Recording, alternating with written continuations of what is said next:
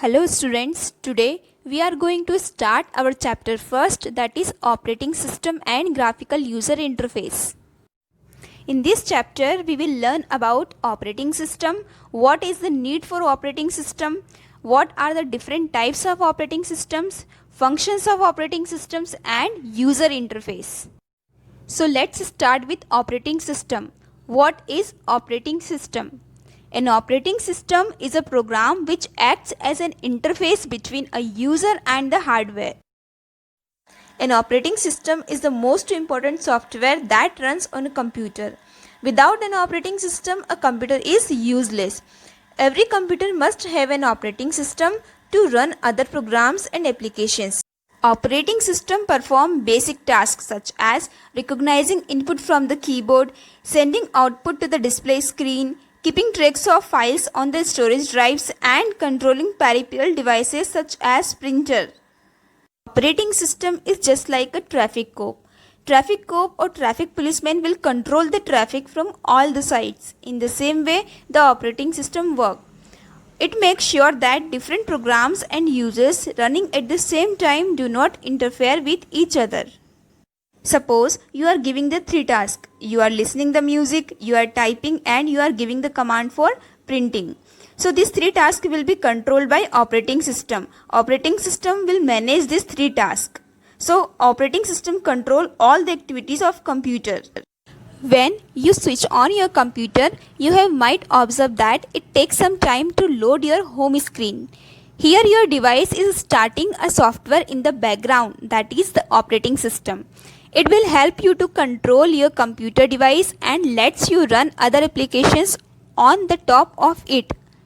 Many times you have seen Windows 7, Windows 8, Windows XP on your screen. So these all are the examples of operating system. Let's take an example of boss and secretary. Boss gives the orders to his secretary and the secretary does all the work for his boss. In the same way the operating system works. Here the secretary will decide how to complete the task. In the same way, when you will pass the orders or requests to operating system, the operating system does it for us. The main goal of an operating system is to make the computer environment more convenient to use and use the resources in the most efficient manner. Now, see what is the need of operating system. Why we need operating system between user and hardware. Hardware means CPU, IO device and memory. Can't the user access these devices, this computer hardware without operating system directly? Means direct interaction with this hardware. Is it possible? Maybe it is possible. Let me tell the real world example. When you want to start a fan, then there would be a switch. When you on that switch, the fan starts. Okay. If the switch is not there, then is it possible to start the fan? Maybe it is possible because maybe there are behind the switch there may be some circuits having 2 or 3 wires. When you attach or join these 2 wires, fan will work. So everybody cannot operate with those wires. Everybody doesn't know how to handle wires. Even the small kids know how to use the switch. The switch is an interface between the user and the hardware. So the interface makes the things easy. In the same way, the operating system makes the computer system convenient to use and use the hardware in an efficient manner. Now, the functions of operating system. Program execution. Execution means to run. The operating system is responsible for executing or running various programs.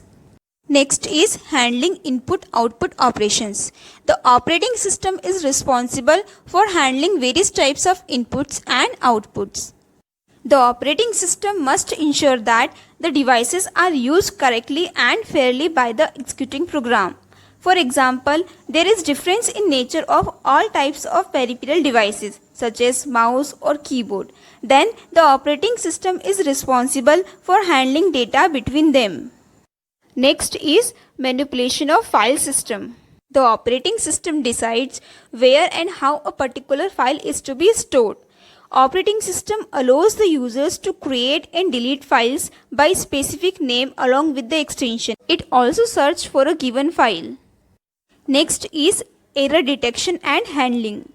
Errors can occur anytime and anywhere in the operating system. An error can occur in the CPU, in the I/O devices, or in the memory hardware.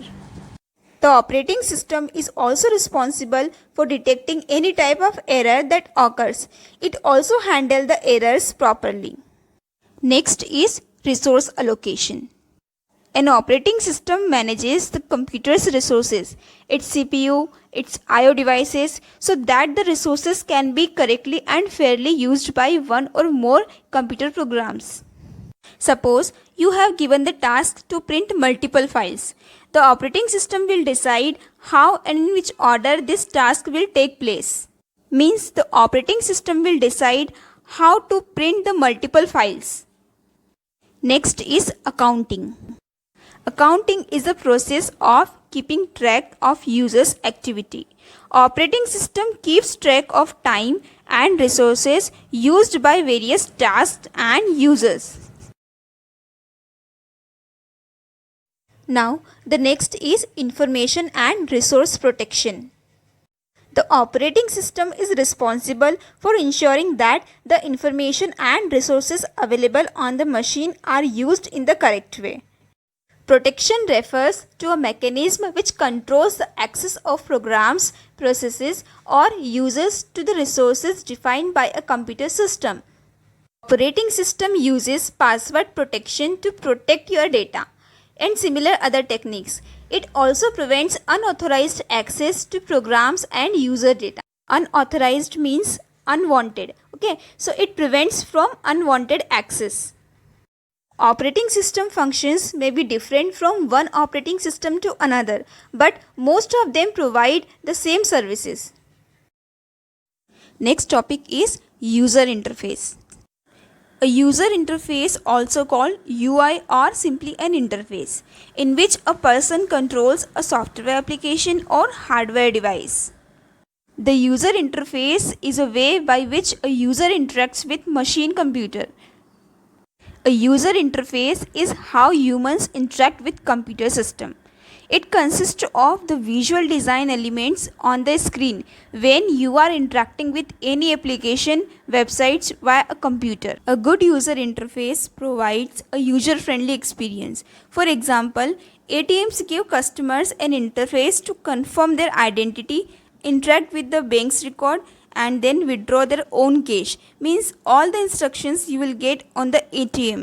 Suppose you want to print any article or you want to play your favorite movie. So how would you tell this to operating system? Well, you give instructions to interact with operating system using the user interface. Let's take the real world example of washing machine. This is the interface of washing machine. You can wash your different clothes with different types of spins or rinses. You can see the instructions on washing machine. A washing machine comes with a panel where you can choose and press instruction button. So these instructions will help you to operate the washing machine. These instructions is just like an interface, okay, that will help you to operate the washing machine. See the another example of microwave. On microwave you will see all the instructions. So these instructions provide a user friendly environment. With the help of these instructions you can operate the microwave.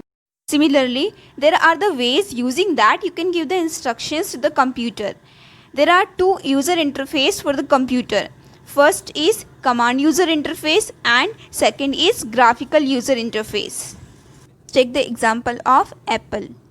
This is Apple. This is also Apple, but the difference is that this apple is in the pictorial form and this apple is in the text. So in the graphical user interface you work with image or picture, but in the character user interface you work with text or command. Command user interface is a type of user interface that enables the users to interact with the operating system by issuing some specific command. Before the mouse, users interacted with an operating system or application with a keyboard. Users typed commands in the command line interface to run tasks on a computer. For example, suppose you have to perform the copy operation. So you will type the command copy, means all the commands you will type and then you can perform the operation. MS-DOS is an example of command user interface. Over the time, it was realized that typing and remembering the command is very difficult to do.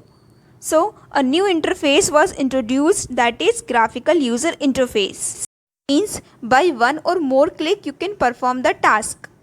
The graphical user interface is a type of interface that enables the users to interact with the operating system by means of point and click operation. Graphical user interface are considered to be very user-friendly interface because each object is represented with a corresponding icon, means anybody can access it easily because all the things are in the pictorial form. Now, the advantages of graphical user interface. First one is, this type of user interface is very easy to use, especially for beginners. Even if you don't learn the command, you can still start working on it. Means, unlike the other user interface, the users need not to provide or type the command for executing the task. The next one is, it is very easy to explore and each command is graphical, so the user can click and perform the task. Let's take the example of MS Word. A user can change options for page layouts and styles by selecting the corresponding icon with a mouse. Third one is, in GUI you do not have to learn complicated commands, means without learning the command you can access the task. The fourth one is, there is usually a responsible help system included with GUI interfaces, means the GUI interface visually acknowledges and confirms each type of activities performed by the users. For example, when the user deletes a file in the Windows operating system, then the operating system asks for the confirmation before deleting it. In the next video, I will explain the different types of operating system.